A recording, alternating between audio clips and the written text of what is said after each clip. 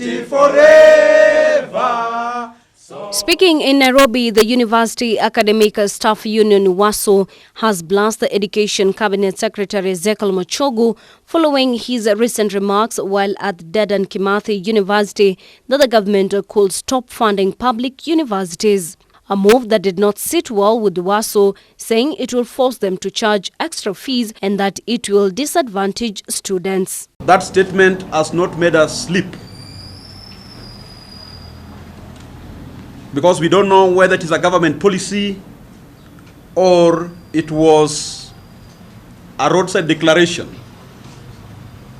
But I believe it was a roadside declaration,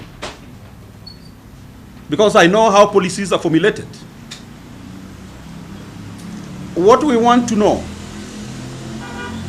what did the CS Ministry of Education mean when he said that the government would not fund universities? I want to say that over the years, the government has expanded higher education by establishing many universities.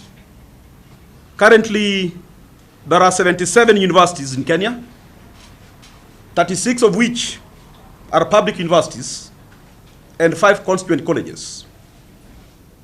The funding of public universities has not been commensurate with the student population growth in our universities.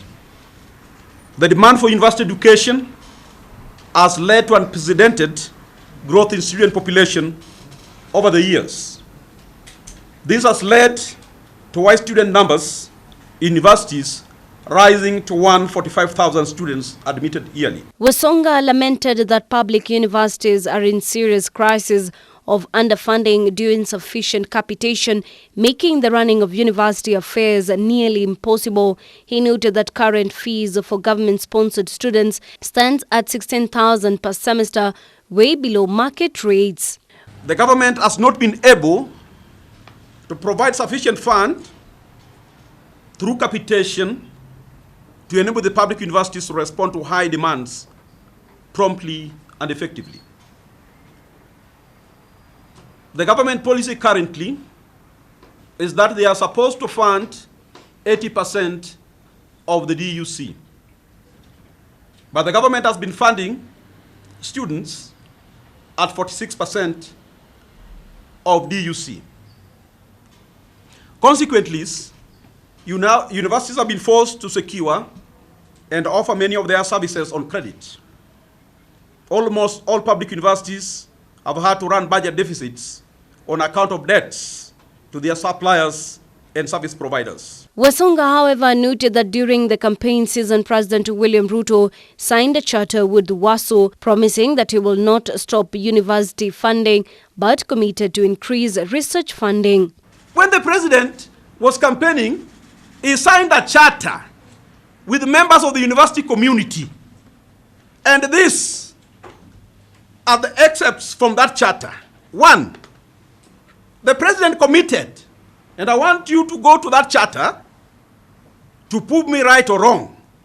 He promised to increase technical universities from 3 to 8. How would you increase them if you stop funding universities? The president also committed to bridge the gap of funding higher education from the current 80, and he promised to increase it by 45%. On their part, Nairobi residents shared their sentiments, noting that almost 80% of university students depend on government funding. Hii maneno ya kutoa help, maneno ya kushangaza sana.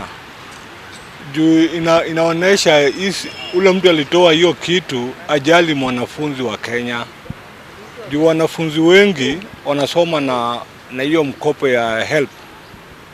Hii mkopo imesaidia watu wengi sana kusoma, ingalau pia wanalipa. Si ati wanasaidiwa, ni deni, ni kama kuchukua loan, unalipa hiyo loan. Na inaonesha hii serikali haijali wanafunzi.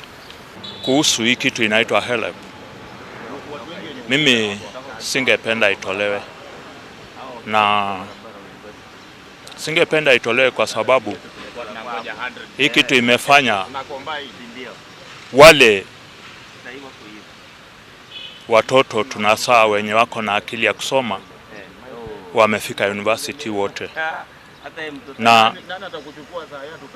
hata kama sijaenda mbali, nina imani kwamba saa hii kitu kama 80% ya varsities ni HELB. Nikiwaleta hapa wote niwaulize wewe nana na kulipia, wewe nana na kulipia, utapata 80% wote wanategemea HELB.